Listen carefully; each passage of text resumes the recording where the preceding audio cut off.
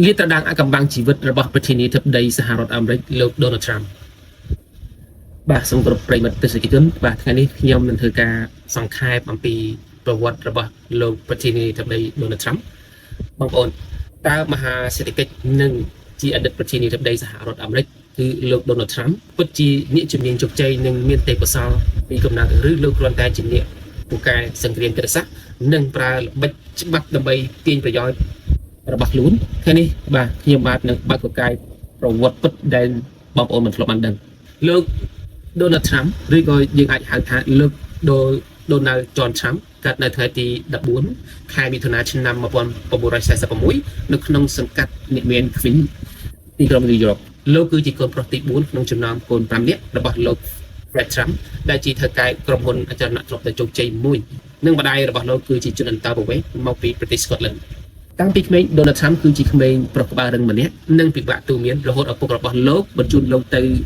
រៀននៅសាលាយោធា New York Military Academy តាំងពីលោកអាយុ13ឆ្នាំដើម្បីលុបដំវិន័យទោះបីជាធ្លាប់រៀននៅសាលាយោធាក៏ដោយប៉ុន្តែនៅក្នុងទសវត្សរ៍ឆ្នាំ1960ក្នុងសម័យសង្គ្រាមវៀតណាម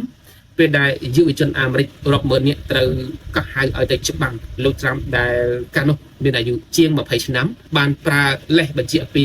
គ្រូពេទ្យថាលោកមានជំងឺដុសឆ្អឹងកែងជើងដើម្បីគេចវេសមិនចូលធ្វើទាហានចំនួន5ដងលោកមិនដែលបានជួបបម្រើការងាយកងទ័ពម្ដងណាឡើយ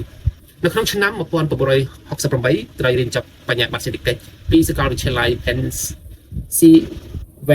Pennsylvania លោកបានចូលរួមបម្រើការងារពេញម៉ោងនៅក្នុងក្រុមហ៊ុនអចលនទ្រព្យរបស់លោកនៅទីនោះមានភាពចម្រុងចម្រាស់បានចាប់ផ្ដើមនៅក្នុងឆ្នាំ1973ក្រុមហ៊ុនរបស់លោកត្រូវបានក្រសួងយុទ្ធភ័ពអាមេរិកប្តឹងពីបទរើសអើងពូជសាសន៍ដោយមិនព្រមជួលឲ្យជនជាតិស្បែកខ្មៅទោះបីមិនទទួលកំហុសតែលោកបានយកព្រមបង់ប្រាក់បញ្ចុះសាច់រឿងនៅពាក់កណ្ដាលទសវត្សរ៍ឆ្នាំ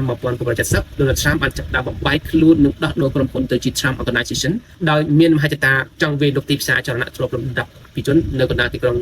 Manhattan ភាពវៃឆ្លាតនិងល្បិចលាក់បាំងរបស់លោកបានលេចចេញជារូបរាងក្នុងឆ្នាំ1976ដើម្បី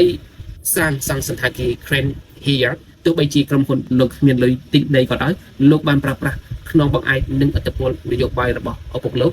ជាមន្ត្រីបកប្រជាធិបតេយ្យដើម្បីចរចាជាមួយទៅនឹងអភិបាលក្រុងញូវយ៉កសុំការលើកលែងពន្ធអចលនទ្រព្យដល់40ឆ្នាំ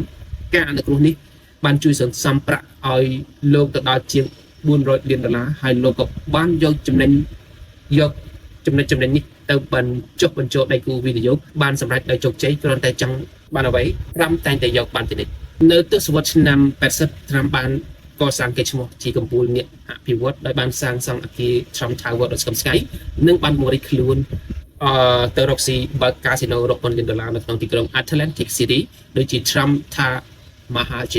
លោកថែមទាំងអួតថាកាស៊ីណូនេះគឺជាអច្ឆរិយវត្ថុទី8របស់ពិភពលោកប៉ុន្តែភាពជោគជ័យនេះគ្រាន់តែជាសម្បកក្រៅប៉ុណ្ណោះនៅឆ្នាំ1990អាណាចក្រកាស៊ីណូរបស់លោកបានធ្លាក់ចូលទៅក្នុងបំណុលវ៉ាន់កស្ថានភាពអាក្រក់ដល់ថ្នាក់ឪពុករបស់លោកក្នុងវ័យ80ឆ្នាំត្រូវបង្ខំយកលុយ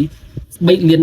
ទៅទិញកាស៊ីណូដើម្បីជួយសង្គ្រោះកូនឲ្យបង់ការប្រាក់យឺតដែលទង្វើនេះត្រូវបានច្បាប់ចាត់ទុកថាជាការផ្ដល់កម្ចីខុសច្បាប់នៅក្នុងចន្លោះឆ្នាំ1991ដល់2014ក្រុមហ៊ុនកាស៊ីណូនិងសង្ហាគាររបស់លោកបានប្រកាសខ្សែធន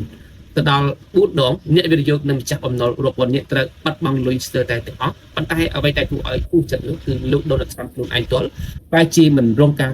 ខាត់បង់ធ្ងន់ធ្ងរនោះទេលោកបានប្រើប្រាស់ចន្លោះប្រហោងនៃច្បាប់ខ្សែធនអាមេរិកដើម្បីលុបបំណុលជួយសង្គ្រោះទ្រព្យសម្បត្តិដល់ខ្លួននិងការពីម៉ាក់យេហោរបស់លោកយ៉ាងមានប្រសិទ្ធភាពលោកធ្លាប់អួតថាការគេចវេសមិនបង់ពន្ធគឺបញ្ជាក់ថាជាមនុស្សឆ្លាតដើម្បីសង្គ្រោះគេឈ្មោះការបរាជ័យមុខជំនួញ Donald Trump បានបង្វែរយុទ្ធសាស្ត្រទៅរកការលក់ម៉ាក់យីហោនិងចូលប្រឡូកក្នុងវិស័យកំសាន្តលោកបានបោះពុម្ពសិភៅល្បីល្បាញឈ្មោះដែលមានឈ្មោះថា The Art of the Deal និងបានទិញសិទ្ធិគ្រប់គ្រងកម្មវិធីប្រកួតបវរកញ្ញាចក្រវាឡចំណុចកំពូលដែលធ្វើឲ្យលោកក្លាយជាតារាល្បីទៅទាំងអាមេរិកគឺនៅក្នុងឆ្នាំ2004ពេលដែលលោកដើរតួជាចៅហ្វាយងាយនៅក្នុងកម្មវិធីទូapparently ពាក្យសម្ដីថា you are fired អ្នកត្រូវបានបញ្ចប់ពីការងារបានក្លាយជាពាក្យស្លោកដ៏ល្បីពេញនិយមកម្មវិធីនេះបានលាងជម្រះប្រវត្តិបរាជ័យរបស់លោកទាំងស្រុងនិងបានគូសគំនូរជីវចលលោកទៅជាកម្ពុជាមហាសេដ្ឋកិច្ចជោគជ័យដែលហ៊ាននិយាយការពិតនៅក្នុងខ្សែផ្នែកប្រវត្តិអាមេរិករហូតជួយឲ្យលោកមានប្រជាប្រិយភាពនិងអាចឈរឈ្មោះជាប្រធានាធិបតីនៅក្នុងឆ្នាំ2015ដោយបានជោគជ័យ បន្ទាប់ពីនេះជាប់ឆ្នោតជាប្រធានាធិបតីនៅឆ្នាំ2016ក្រុមហ៊ុន Trump Organization គឺជារចនាសម្ព័ន្ធដ៏ស្មុគស្មាញបំផុតដែលមានក្រុមហ៊ុនទៅជាង